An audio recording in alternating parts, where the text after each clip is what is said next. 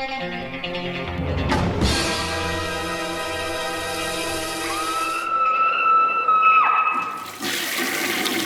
guys, what's up? It is week 300. Now I know no special celebration. I'll save that for 312. It'll be the 6-year anniversary. Haven't missed a show. So let's hop into the reviews. The first up is from 88 Films, and this is Magnificent Warriors. And this is what, from the 80s, I believe? I always do this. 1987. It felt very 80s. And this stars Michelle Yeoh, who, I know of. She's like a badass mixed martial artist. I think I've seen one of the Yes Man movies where she's paired up with Cynthia Rothrock, and that's an amazingly fun movie. This one I had not seen. But so I popped this in, and it's definitely like your adventure-style film. They compare it to Indiana Jones, which it very much is. She even has a bullwhip. So right in the very beginning of the movie, there's like a drug, kind of like a gun deal going on, and her and some other like kind of seedy, sleazy, rat-like gun smuggler are about to make a deal with this small village, and there's a huge double cross. And right within the first 5 minutes, you realize that anybody can die.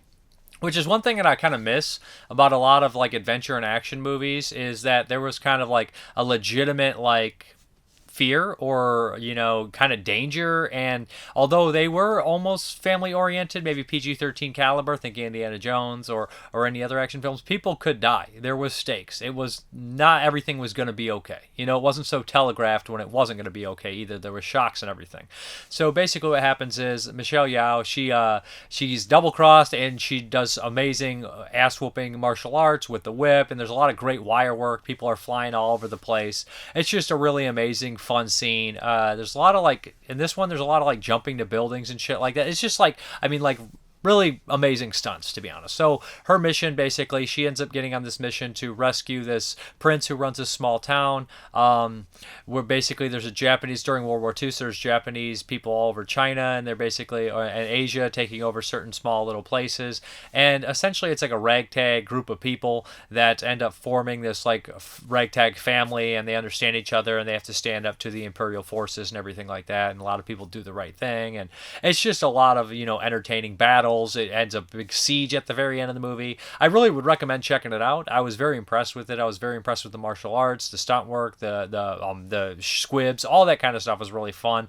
Lots of good villains, lots of good bad guys, lots of great characters, lots of very memorable moments, especially the town square scene where everybody's tied up to a cross, or not a cross, but kind of in the same vein.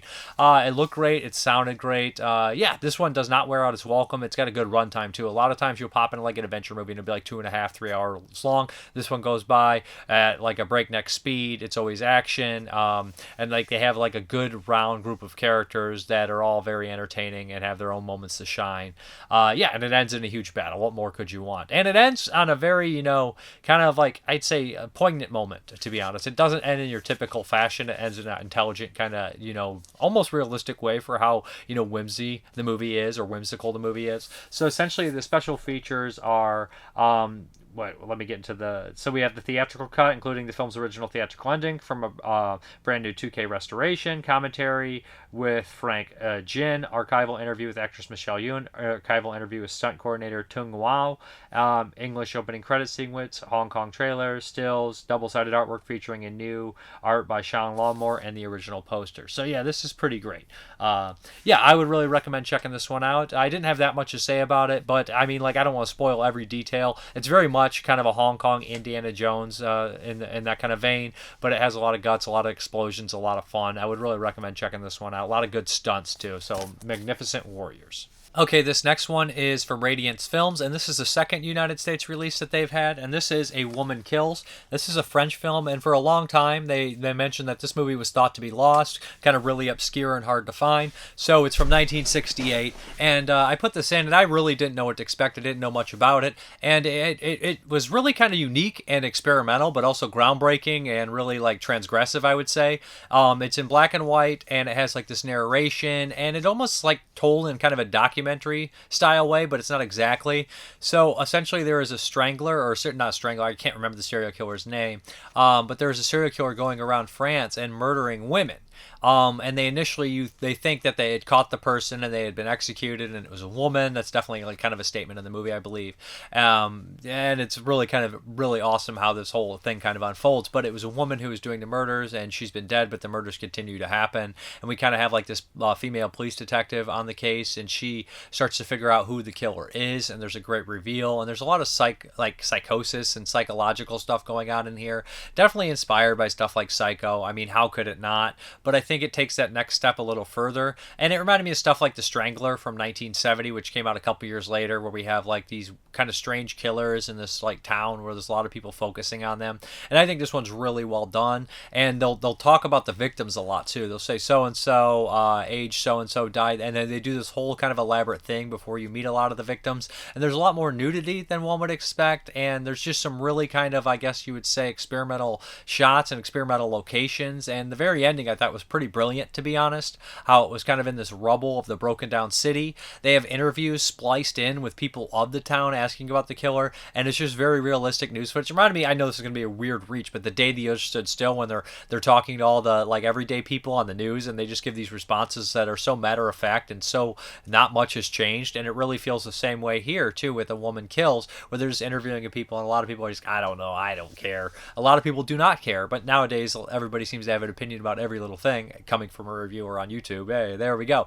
But yeah, I thought this one was pretty impressive and pretty unique, and really downbeat and just kind of gritty, and it had a lot of sense of realism to it that was really kind of unique. And yeah, it was also interesting to look at the psychology of the characters. And there's a bunch of features on here as well. We have a bunch of shorts from the director, ranging from like 1965 to like 1967. The Short Life of Monsieur Moussier, I'm terrible with French, A Crime of Love, Sadness of the Anthropophagy, and this one is super weird, super bizarre, and again, button pushing involving, eating crap.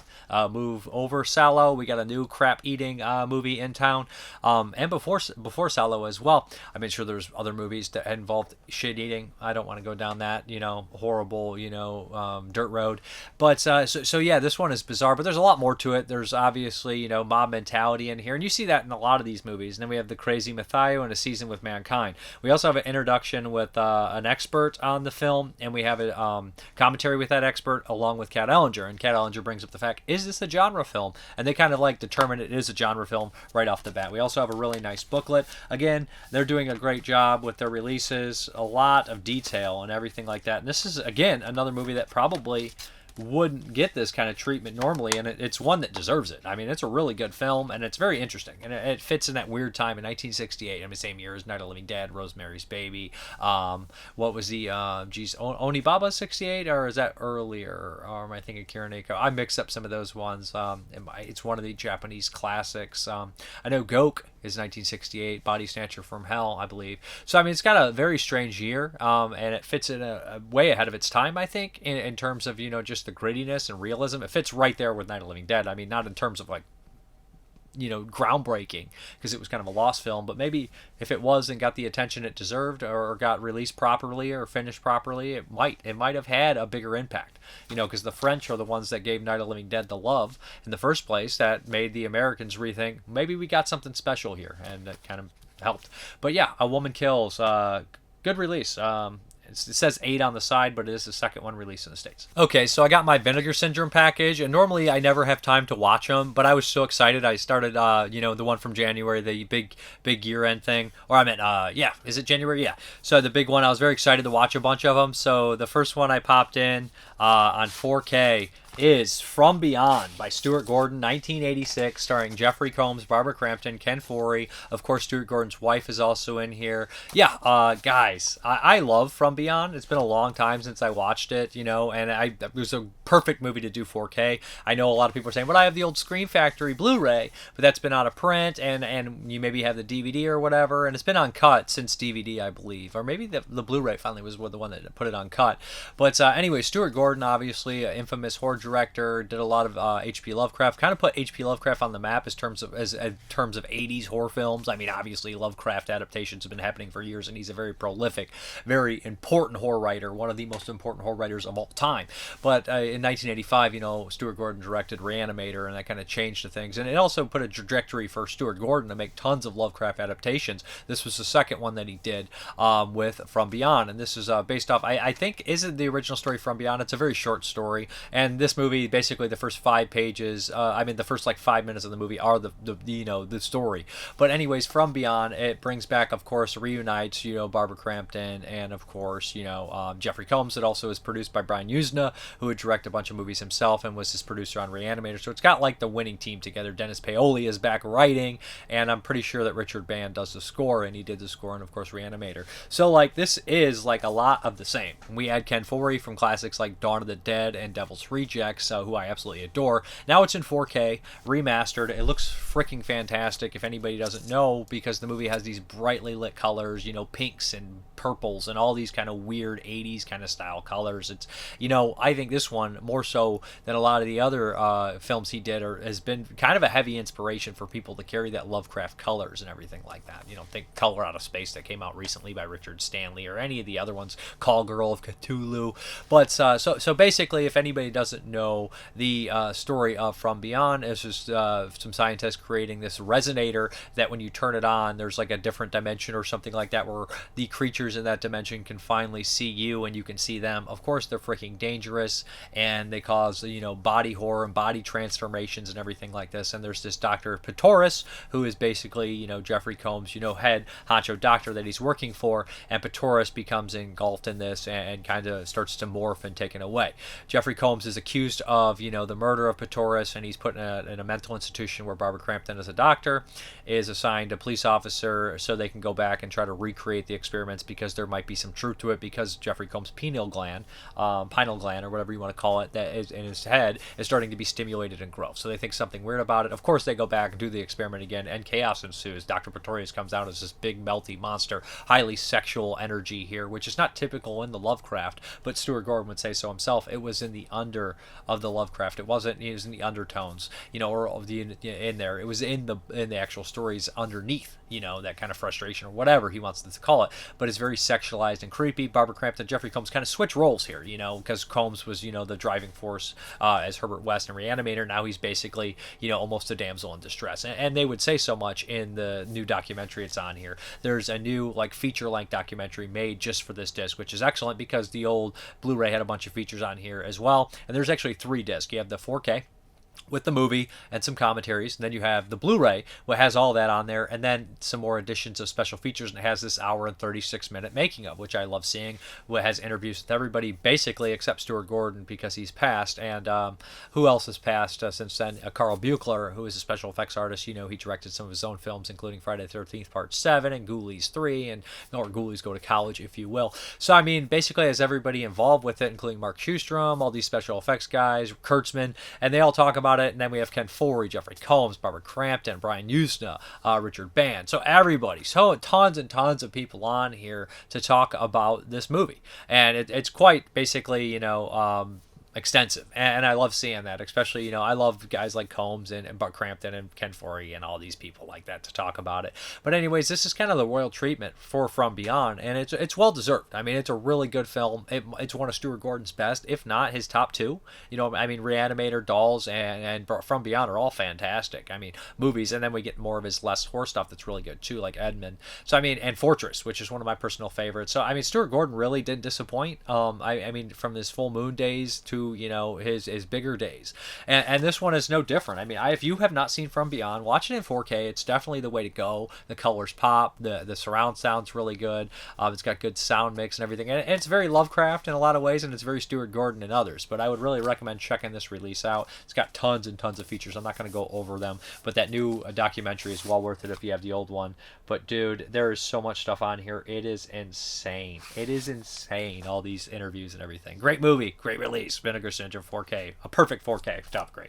Okay, this next one. Last week I watched a Ringo Lam movie, and I watched the special features on that disc, and they had this like making of about all his films, and they went down the line, and I realized I do have another one released by Vinegar Syndrome, and it's Undeclared War from the VSA line, Video Vinegar Syndrome Archive. So, anyways, this one is called Undeclared War, like I said, and it stars Danny Lee. Who else is in here? It's got Vernon Wells, Olivia Hussey, a couple other familiars from Hong Kong films, but it's also got freaking I know I'm forgetting somebody in here. Oh yeah, this guy right here. That guy looks so familiar, and then I looked him up. And I was like, that is the star of Ghoulies 1 and 4, which cracked me up because this is 1990. He has not done like that many movies to have him star in this like weird film. This is like American co-production with Ringo Lam. It's his first one. He'd go on to do a few with Van Damme, including Replicant, In Hell, and Maximum Risk, which I have seen. It's been years, and the Replicant with Michael Rooker and Van Damme. But this one, so like I popped this in, and it opens up in a brilliant scene. So basically what we have is some international terrorist and Olivia Hussey and Vernon Wells. Vernon Wells, of course, Mad Max fame, and of course Commando. Let off some steam, Bennett. So of course, he's chewing the scenery in here. He's a master of disguise, and he is basically, I don't remember what his end goal is, but he's in Hong Kong and he's trying to assassinate some diplomats and whatnot. In the very beginning, this CIA agent and the guy from Ghoulies, I don't remember his actor name. I'm sorry. Basically, he's at this baptism, and they open fire, and a bunch of chaos happens, and some people that are really close to him die. So this puts him out on a vendetta against Vernon Wells and everything, and he's going after him. And he joins forces with Danny Lee and his partner, who's the Hong Kong cops. Danny Lee from all sorts of stuff, like The Killer, Untold Story, classic actor, director, Mighty Peking Man. Been working in Hong Kong for years and whatnot. So basically they team up and they got to take on these international terrorists. The one thing, this movie opens up with a bang, it ends with a bang. There is some downtime in the middle, I will admit, where it was a lot of like political talk and everything like that. But here and there they keep you a little bit more excited. There's some humor. The action's pretty solid. And people die that you don't really expect in brutal fashion. I mean, it gets ridiculous. Some of the action is batshit insane. People completely blowing up.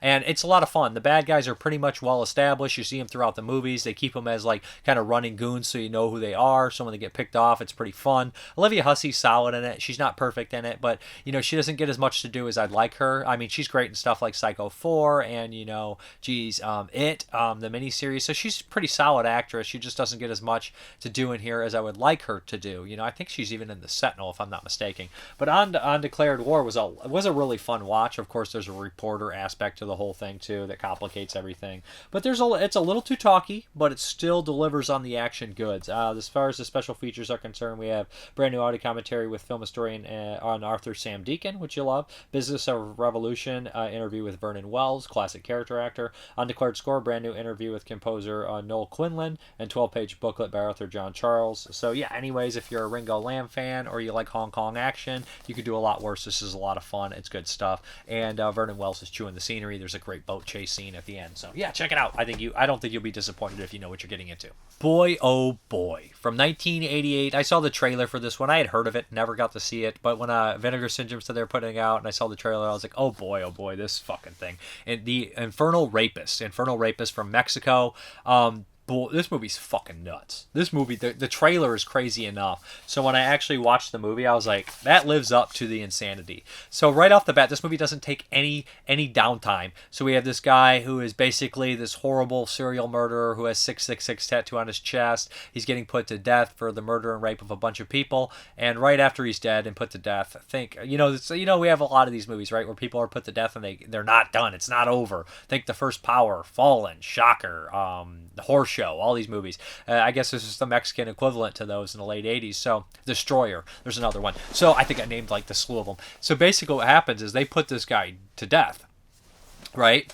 And basically after he's dead, Satan, or the female, basically Satan comes over, and she's like this demon, and she's like scantily clad, and she's like, listen, if you agree to be my slave, I will give you unlimited power, unlimited money, unlimited drugs, and all you have to do is rape every man and woman you come in contact with and leave the mark of the beast 666. So he's like, yes.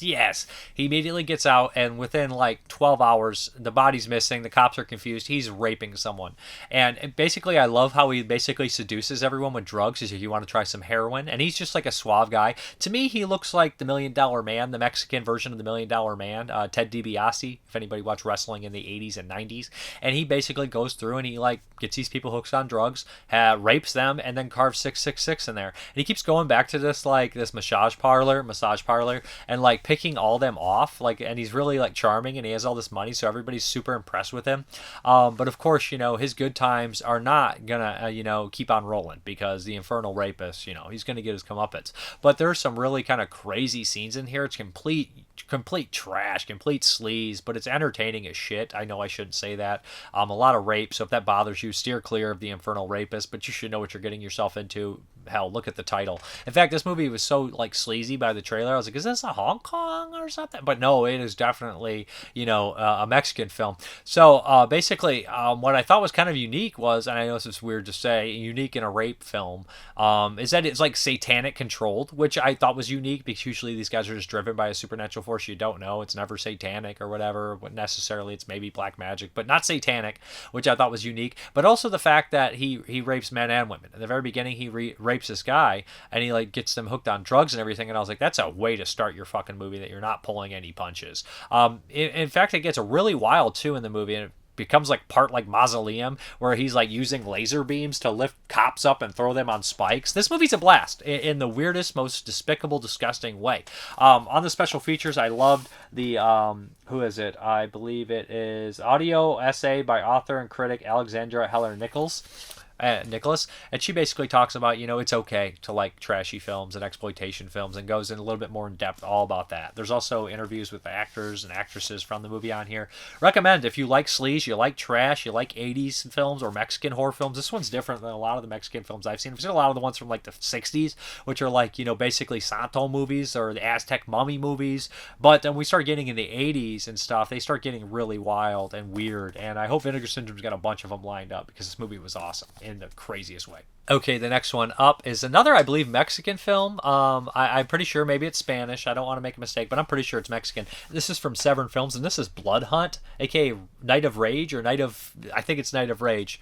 So yeah, right on the back they say the Peckinpah influence is evident. It's like a hyperbolic version of The Most Dangerous Game with generous doses of 70s American rule terror films. And that is a great description of this movie. Knowing me, I'm a huge Peckinpah fan. This is 1986. This is pure like exploitation, but it's really entertaining. So basically, we have this small rural village, and this doctor moves in. You're like, hey, that sounds like Straw Dogs, you know, intelligent person from the big city moving in this rural place, and he's going to be a fish out of water. He's not really going to mingle with the town. Also reminds me of stuff like Calvaire, right? Where we have that idea of somebody moving into a small town. But then kind of like right away, he kind of moves in here, and these like bullies like throw a dead rat in his car, and everybody's like these big game hunters, and they're vicious. The dead rat in the car reminded me of Lamberto Bava's Blast Fighter, right? Where we have the dead deer. That part's horrible in Blast Fighter, you know, for that kind of a cheesy movie. That scene really shouldn't be in there with the deer. And essentially we have like a dead rat, and we kind of like realize a small town is really kind of chauvinistic and just kind of villainous and really shady. And he meets a couple decent people, including this young girl that he sticks up for. But he starts to dig under the surface, and he realizes that, you know, there's a group of people here that have a blood hunt every year. And this blood hunt is a very significance to them, because something that tragic happened over this town, and they just couldn't get over it. Kind of put this town in shambles. But essentially it pits the doctor against, like, you know, the head honchos of the town, and there's a love that kind of comes out of this and everything. And he's going to be involved with the blood hunt, and he's got to fight for survival. So, like, in a lot of ways, you know, it feels like a siege movie at the end. It feels very much like Straw Dogs, but we kind of have that Bring Me the Head of Alfredo Garcia thing here too, where we have like kind of like the villa and everything, the gated community. So it does have these elements of Straw Dogs. It has the elements of The Siege from 83. It has elements of Hunter's Blood. Like, it has all these kind of fun, like, crazy elements. Hunter's Blood is the same year, 86, so it kind of has those kind of feelings like that. So, I mean, it's very much like that. It's really entertaining. The squibs that go off are great. The acting's solid. It has these moments of sleaze. And, like, but I wouldn't even say, like, it's like the sleeves kind of like it proves its point how vicious these people are. There's like a scene where the whole town has these two girls, and they're like stripping them naked and like basically yelling at them and berating them. It's a really ugly ass scene, and you kind of get the town's mentality and everything like that. But you know, it's a really good film, and I thought it was really entertaining in a kind of crazy way. There is some features on here as well. I believe there's an interview with the writer and director, but I would recommend checking this one out. This is a movie that I had not heard much about. I never heard of this movie before Severn put it out, but but I really enjoyed it. I think it's good exploitation fare that, has a couple messages in there too, and the flashback to what happened in the town is excellent as well. So yeah, Blood Hunt, good stuff. Okay, this next one here is from what is it, the Black Cat label from France, and this is a 4K of a movie from 1984 called Clash. Now, this director, what is his name? His name is Raphael Rodolphe Delpar. Again, French is not my strongest language. I'd have to hear that name pronounced out loud first. But this director also did a movie from 1980 called Night of Death, which is a really cool cannibal kind of film, which is pretty solid movie. I think that most people would say that's a very underrated kind of gem from 1980. But Clash from 1984, this one I did not really know what to expect. I thought the trailer looked really wild, and I like the company puts out a lot of interesting stuff. In fact, they have a Night of Death Blu-ray too, which I would recommend grabbing, because Synapse put it out on DVD, and I don't think it's ever had a Blu-ray stateside. I would like to see it from Mondo Macabro, Synapse, Vinegar Syndrome, definitely be up their alley. But Clash, 1984. So this is a strange film. It starts off as kind of like a crime caper, where basically this guy's telling this girl, you need to hold this 500, half this billion francs in this place for a few days, and I'll come visit you, and it's basically 50,000 million or whatever. She gets like a nice chunk to do it for a couple days, but she's madly in love with this guy. She'd do it anyways. So she goes there and she starts staying at this isolated place, and there's a couple weird people out about, homeless people and a dog and a German Shepherd. All this kind of weird stuff starts to happen, and pretty soon, it feels part, like people would say, it's part like Repulsion. It's very much that kind of psychological aspects, and as she tries to survive here, the longer it goes on, the more we kind of see like times from her childhood and her trauma, and it starts to mix with the present. The past and the present start to mix in this weird kind of strange way, where like characters are coming in and out of the place, and you don't know what's real, what's fantasy, what's dangerous. And there's these mannequins all around, this crazy imagery, and the dogs in her flashbacks, and we start to see like what happened to her, and the person on the phone, that's all she has to go to and call. It's that guy, and she's saying the guy keeps telling her he's very proud of her. It's a strange film. It's bizarre, and as it goes on, it gets gorier and bloodier and weirder, and we have this element of like this demon. I would say almost a demon, a trauma of the demon, to get over it and basically embrace your trauma, I would say, is the metaphor at the end. But it has a couple twists down here. Visually, it's really a good film. It's well acted. It's pretty dark, and the first half an hour you're like, what's going on? And then like an hour into the movie, an hour and like 5 minutes, it starts to pick up the pace, and you're like, this is definitely full blast horror. I mean, it always has a supernatural spin to it, but after that point, it becomes more like crazy and violent and just insane. And I thought it was really good. By the end of it, I thought it was good. I thought it looked good and sounded good. It does not have HDR for the 4K, but it looks pretty solid. I would recommend checking it out if you can find it for a decent price. I don't know what it goes for. I got it when it came out, and I was not disappointed. Clash, 1984. And to be honest, as far as the 80s horror films are concerned, 84 is not the strongest 1980s year, so Clash, could probably make somebody's top 10. I would recommend checking it out. It's good, it's unique, it's different, it's very French, but it's artistic as well, and has good special effects. Night of Death, I think, is a little better than Clash, but I think this one's worth looking into for sure. I liked it. Weird stuff. Okay, these next three are going to be rather brief with them. So basically, I'm just going to talk about the Joyride films as kind of a whole together, because I'm doing these on the 22 shots, and we're recording that fairly soon. But Joyride 1 was made in 2001. It's an early film, and it's made by like a director who has like, I feel like he has a lot of clout, and this movie's like really well done. It stars, Paul Walker, R.I.P., Steve Zahn, and there's a pair of brothers that are going cross country. Paul Walker's going to pick up his girlfriend, and they decide to play this prank on this truck driver with a CB radio called Rusty Nail, voiced by Ted Levine, of course, Buffalo Bill from Silence of the Lambs. He's in the Hills Have Eyes remake. He's in Heat. He's in The Mangler. Amazing voice, bulletproof, a great actor as well. So essentially, they play a prank on this guy, and it's really cruel, really awful, and it basically involves a very attempted murder, assault, all this kind of stuff.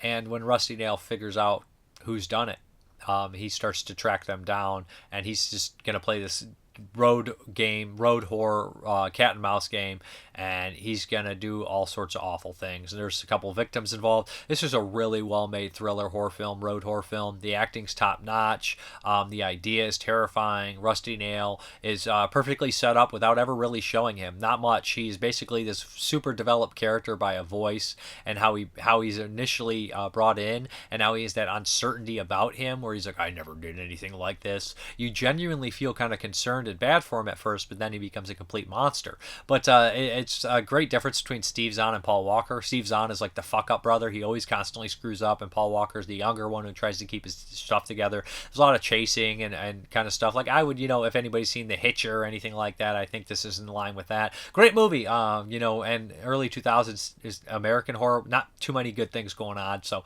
Joyride is definitely, a gem, diamond in the rough, if you would. Great stuff. So now we're going to talk about Joyride 2, made in 2008, like 5-6 years later. Dead Ahead. So this one I think is my least favorite of the trilogy. I don't think it's particularly that great, but we kind of basically have a group of really unlikable, annoying people. It's like they put it on purpose, and they just like one of the people's meeting up with like somebody they met online. So all four of them are kind of driving cross country again, and their car breaks down, and they decide to stop at this. Is this the other one? I'm mixing up part. No. Yeah, I'm mixing up part 2 and 3 possibly. I can't remember. Yeah, this is part 2. Essentially, they decide to stop at this house that seems isolated, abandoned, but of course it's Rusty Nail's house. Not voiced by Ted Levine this time. They steal a car, and they basically start talking shit and just being ruthless and miserable pieces of crap. Of course, Rusty Nail's not going to have this. He starts to follow them and pick them off and starts to play games with them. What I didn't like in the very beginning of this movie, like we have Rusty Nail kind of established as a certain thing in the first film. Like you kind of feel like he is just like put himself out there for the first time ever, and now he's been hurt and he can't live with it.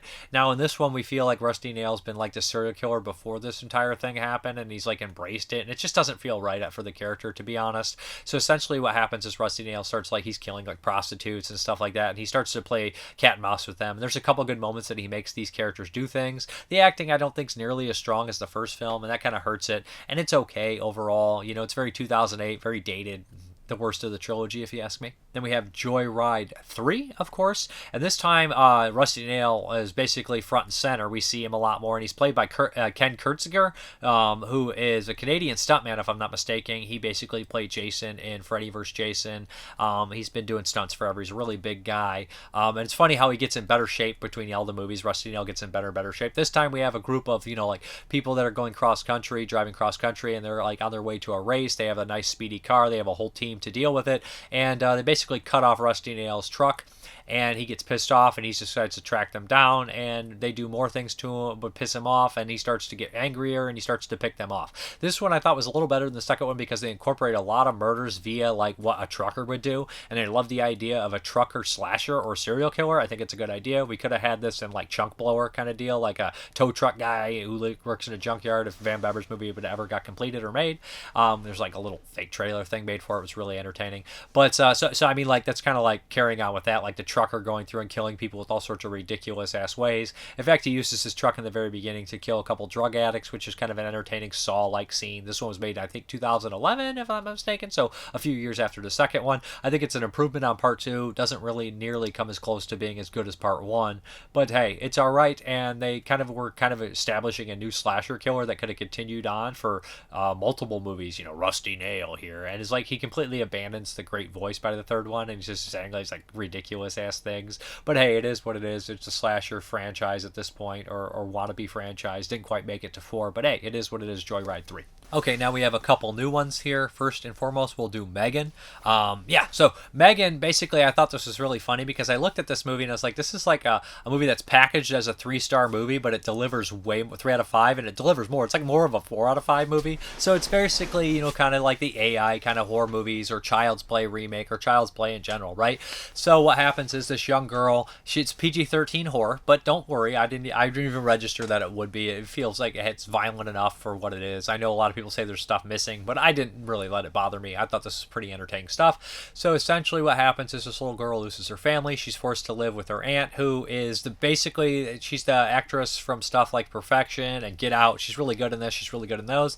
And basically her aunt works with AI. She creates these elaborate toys and everything like that. And she's working on this Megan kind of thing, which is like this super elaborate AI, basically kind of step-in parent for kids. So she pairs her daughter, her niece up with with this Megan because her niece is really broken and everything like that, and she can't be there. She's not good with kids. She's a workaholic, and essentially this Megan takes a very strong liking to this niece, and they became bonded. And a lot of people are saying, it's the allegory for cell phones, and that makes sense. Yeah, you get stuck on the phones and whatnot, screen time limited, and essentially Megan does not like being separated from her niece, and when everybody tries to do it, Megan lashes out.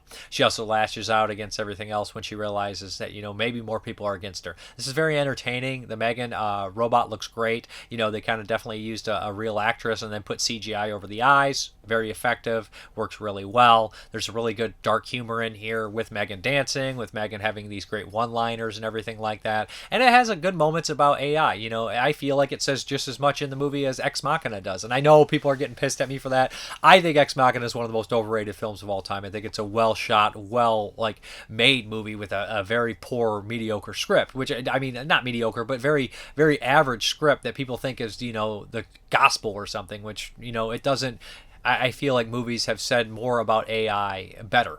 Like, hell, even the Child's Play remake and this say exactly the same thing or a little bit better, or Terminator, of course, and Matrix. AI has been studied, or Chappie, or whatever. It's been done, and it's been done a little bit better than Ex Machina, but people think Ex Machina is this brilliant masterpiece because it's well shot. Sorry. I mean, and they think the story's the brilliant part, but it's not. It's the way it's made. But I'm not trying to hate on it. I like the directors of the film Men and everything like that, and I shouldn't go on this tirade about AI-oriented horror films, because there's a bunch of them. I mean, even if we get more kind of into the B-world exploitation stuff, we have Evolver. Remember Evolver? Or Death Machine, all sorts of stuff like that, where we have the AI kind of story here. Even if you want to talk Terminator, RoboCop, it's just a very interesting subgenre in genre film, and Megan is a nice little part of that, and I think it's entertaining. I enjoy it. Short Circuit's another one that's not necessarily horror, but I think it's good, and I think it's a nice little touch on the AI and more updated version of a lot of things that we've seen before, but just done well. Good stuff, Megan. Okay, and the next one, I made that joke about that movie being packaged as a 3-star movie, but being a 4-star product. And this one's packaged as a 5-star product, but it's more of a 3.5. And I don't mean to be rude. This is Brandon Cronenberg's Infinity Pool. So, I really liked Possessor. I thought it was pretty great. I love Cronenberg's father's films. David Cronenberg, he's one of my favorite directors with stuff like Rabid, The Fly, The Brood. Great stuff. Crash. So I was very excited to see, Brandon Cronenberg's Infinity Pool as a follow-up to Possessor. I still need to watch Antiviral. So basically, anyways, this stars Skarsgård and Mia Goth, who are both really hot right now. Alexander Skarsgård, the Skarsgårds are great. Bill and Alexander and their dad Stellar. Stellan Skarsgård. None of them do a bad job. They always are turn out great performances. They always do amazing jobs, and they always take interesting work. Mia Goth has been doing a great job for the last few years with stuff like. She's in the Suspiria remake. She's in freaking Pearl and X. So I was very excited to see these two in a movie together. I was very cool. So Infinity Pool. I really didn't know necessarily what it was about, but first and foremost, I would say that I don't think this story needs to be this long. I think it's a little long in the tooth, and I feel like that's a problem with a lot of new horror films. While we have Megan, which isn't that long or doesn't feel that long, Infinity Pool feels every bit of its runtime. Now, I will say it's well shot, it's well acted, the story is good, it's interesting, but I would say, and I would even say that the editing and the camera choices are completely unique to make the film, stand out and be a little unnerving or a little different. There's points when they zoom in on Skarsgård's eyes during a scene and they're going back and forth in his eyes, that is a strange editing choice and a cinematography choice that's interesting. And there's a lot of times where they do let the movie breathe, and I think that some of that, establishing shots or just filming the locations work well. I do. And I think this is a good movie, don't get me wrong, it's not a bad movie, it's not a poor film at all. But so we have basically Skarsgård, who's basically at this resort with a lot of other rich people, and him and his wife, basically we learn that his wife basically is the moneymaker. He's a writer, and he hasn't wrote a book in a very long time. He meets Mia Goth and her kind of husband, and they start to talk, and they kind of hit it off, and Mia Goth, starts to kind of bring him in the fold of these rich people. And then we have these kind of crazy reveals, which I don't want to spoil, that are completely bonkers and weird, and we kind of feel like we have maybe a statement on, of course, people would say eat the rich, but we also have a statement on basically people say addiction as well, and I can see that as well. But we have addiction, basically people will bastardize anything. People's most miserable experiences will become someone's high. It will become something that people become used to or addicted to. No matter how bad it is or how fucked up it is, people will go down that rabbit hole, right? And I do think that the message in here can be a little muddled, and I think that it's completely, basically not fully realized or not committed, non-committal kind of message, but maybe I'm wrong. Maybe on a second viewing it will be there.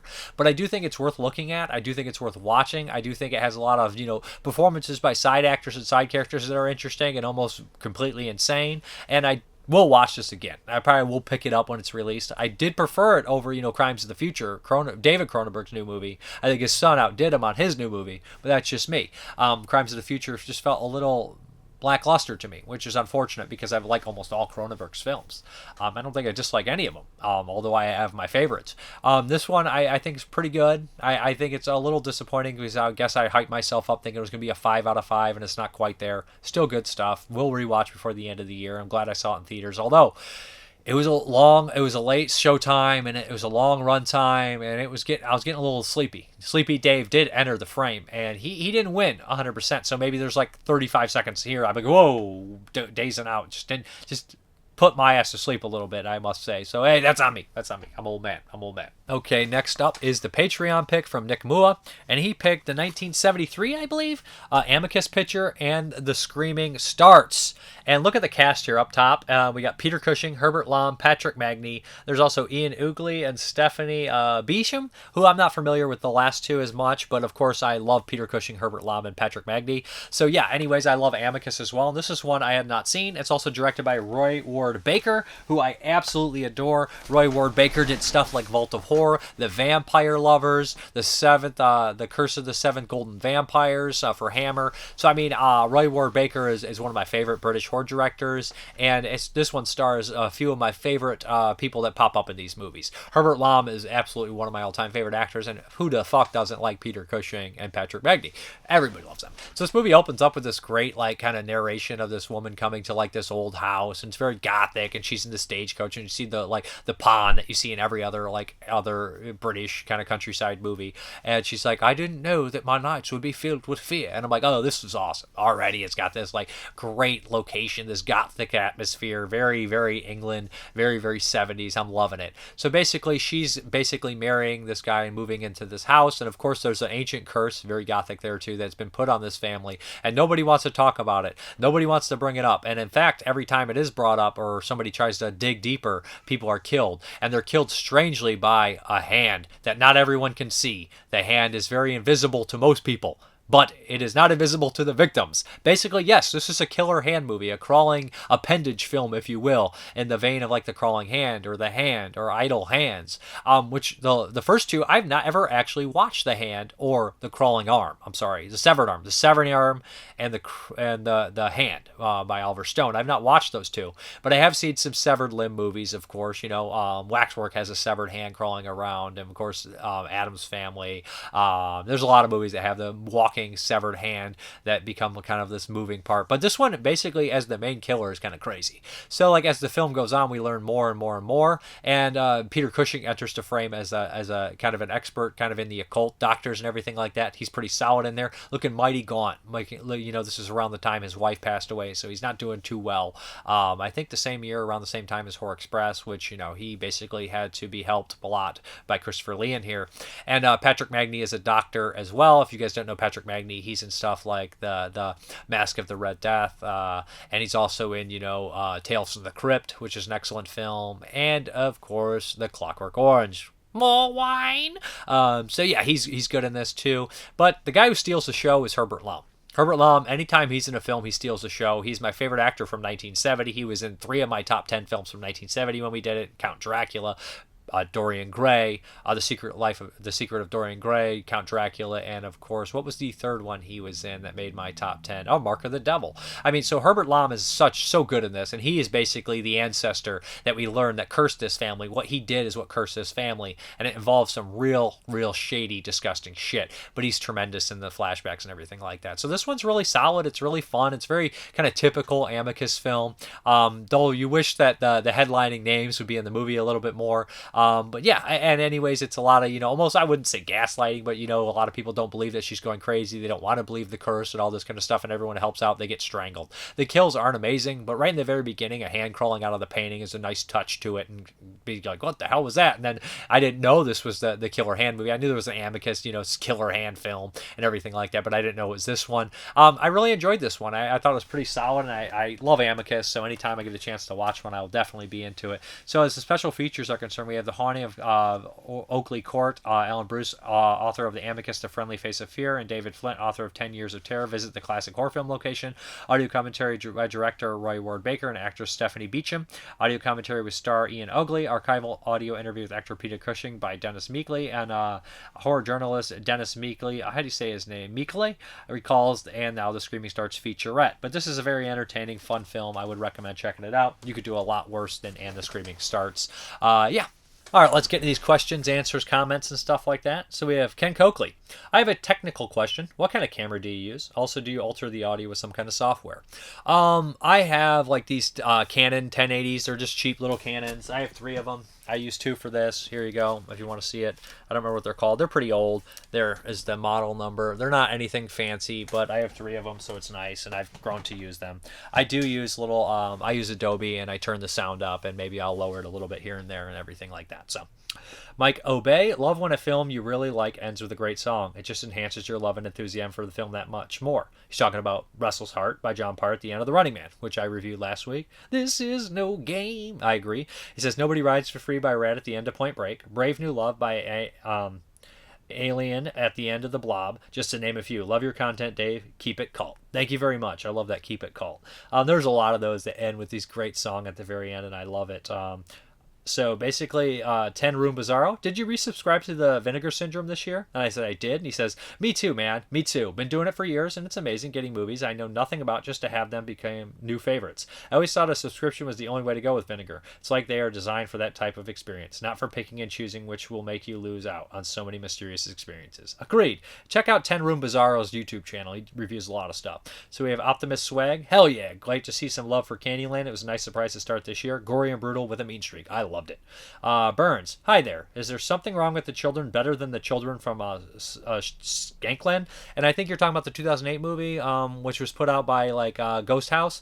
I don't think so. I think the children from 2008 is kind of an underrated little gem. I think that's a great movie, and I think that one's more brutal and violent and more kind of like a Night of the Living Dead style film, which is more my jam.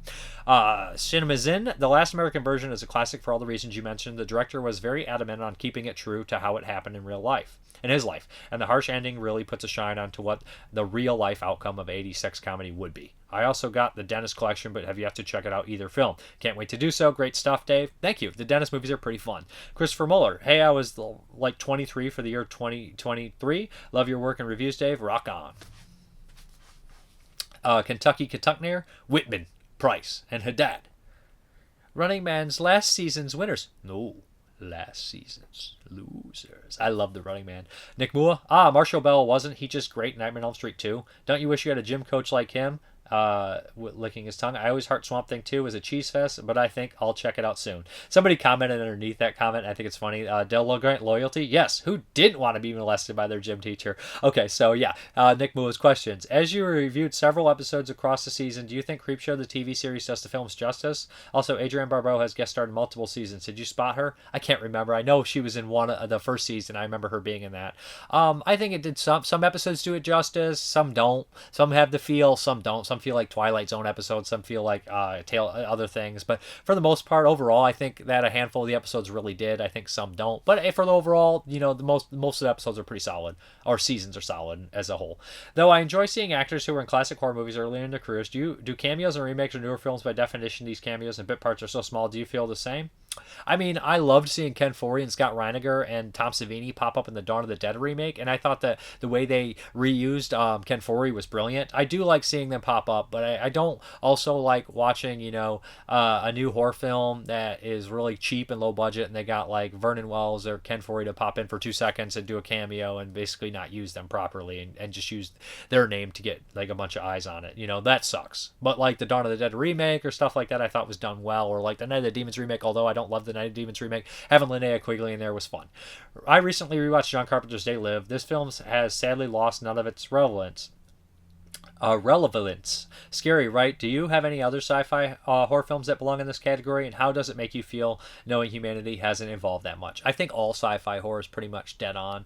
Like Them, yeah, I feel like there's that in there. The Day the Earth Stood Still. In fact, watch any horror sci-fi from the 50s, and a lot of the effects will be dated. Some of the stuff will be, but the messages will always be there. So I take your pick. Take your pick of any of the classics, and it'll be there. I don't think that they really lose their weight. Sci-fi horror films are very good at holding what they get better with age, and they really never change their message. It always seems there. Thanks for never ending movie tips. You're a lifeline in troubled times.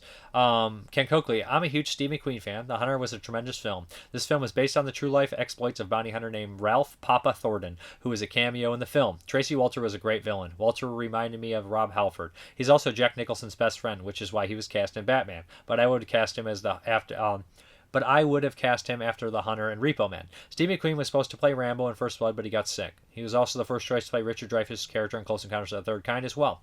I also liked The Running Man, which I read in 1985 in Stephen King's Bachman book softcover. King didn't like the film, but I thought it was well done. I didn't expect to like it because Schwarzenegger was too muscle-bound, but he pulled it off. I saw it theatrically as it played in the theater I was working at. Travis Linscomb, another great show, Dave. Thanks for the entertainment. I watched this after I listened to the Salem's Lot show, and both were excellent. Your Cohen impression was killing me, and I love that JP was getting annoyed. I'm glad you liked Violated Angels. Have a good week, dude. And he also said he was the one that picked Violated Angels. I'm glad. I love that movie.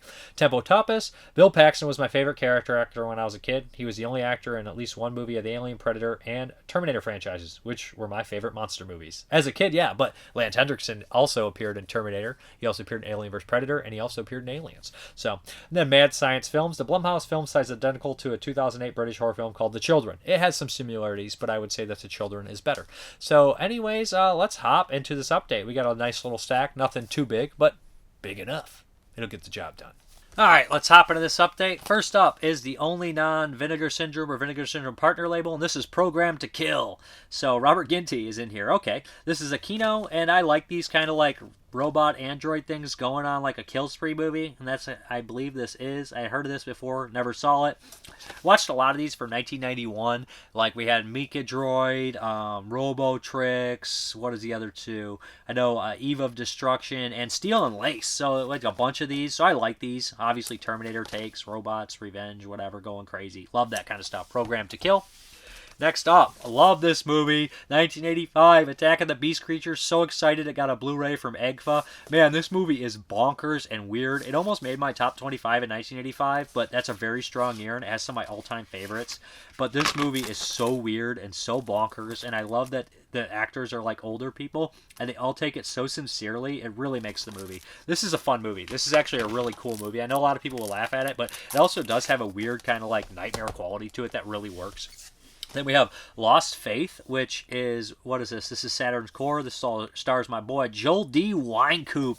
Yeah, that's right. Martial artist, actor. He lost his wife. He lost his patience. He lost his faith. Yeah.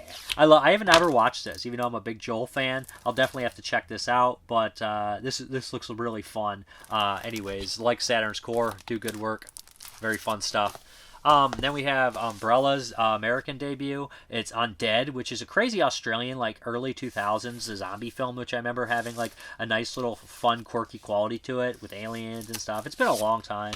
Look forward to Umbrella being the new partner label of Vinegar Syndrome. This is a fun movie. Definitely will revisit that one when I get a chance. So then we have the Vinegar Syndrome stuff, Frostbiter, Death of the Wendigo, and I believe this is a Troma one. I've never actually seen this one, so the cover looks cool. The slipcover is pretty nice. But yeah, I don't know how this quality is, if it's gory, if it's weird. I really don't know much about it. Yeah, so hopefully it's pretty cool. Then we have, this is very exciting. Hopefully there's more than one volume. It says volume 1, so I'm super excited. Made in Hong Kong, because I love these crazy Hong Kong movies, and we're getting a lot of them on Blu-ray now. It's just amazing. And when we do years from like the late 80s, early 90s, I always make sure I watch all of them. So we have The Demon's Baby, Erotic Nightmare, and Deadly Camp. Deadly Camp is actually kind of like a remake of The Beast from 1980, which is an excellent film. And then it was remade again. I think it was called The Beast or Deadly Camp as well, called again. So we have 3 titles in here.